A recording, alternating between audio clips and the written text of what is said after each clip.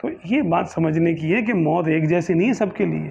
موت آئی، ہمارے آقا صلی اللہ علیہ وسلم کی بارگاہ میں بھی موت آئی. اور صوفیہ کرام بڑی پیار کی بات کرتے ہیں، دیکھو پیار والے پیار کی بات کرتے ہیں. فرماتے ہیں موت جیسے زندگی سرکار کی بارگاہ میں آئی تھی، رحمت للعالمین کی بارگاہ سے رحمت میں سے اپنا حصہ لینے کے لیے آئی تھی، ایسے ہی موت بھی سرکار کی بارگاہ میں تشریف جو ہے نا حاضر ہوئی کہ یا رسول اللہ میرا بھی حصہ. اب رحمت للعالمین ہے تو میں موت ہوں تو میرا حصہ بھی تو کچھ ہوگا آپ کی بارگاہ میں. تو اپنا حصہ لینے کے لیے حاضر ہوئی تھی سرکار کی، مارنے نہیں آئی تھی وہ. تو موت تو آئی.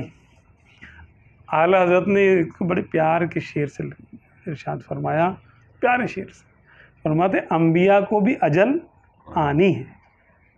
ٹھیک ہے، انبیاء کے نام کو بھی موت آئے گی، لیکن اتنی کہ فقط آنی ہے، لیکن اتنی ہے کہ فقط ایک آن کے لیے ہے، بعد ایک لمحے کے، بعد ایک لحظے کے، پھر ان کی حیات مثل سابق وہی جسمانی ہے.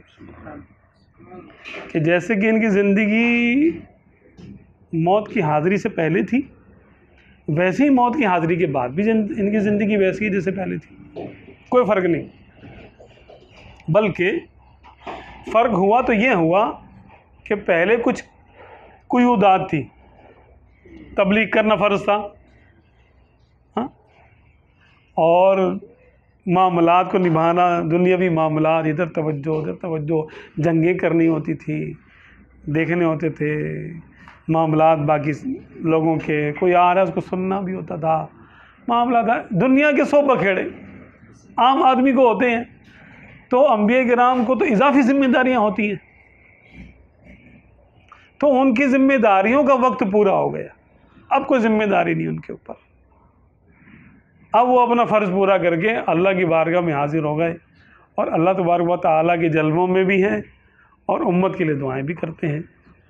حدیث پاک میں آئے کہ جیسے جمعے کے دن مجھ پر درود پاک کی کثرت کرو، کہ باقی دنوں میں تو درود شریف پیش کیا جاتا ہے، فرشتے لے کر آتے ہیں، اور جمعے کے دن ہم خود سنتے ہیں درود شریف.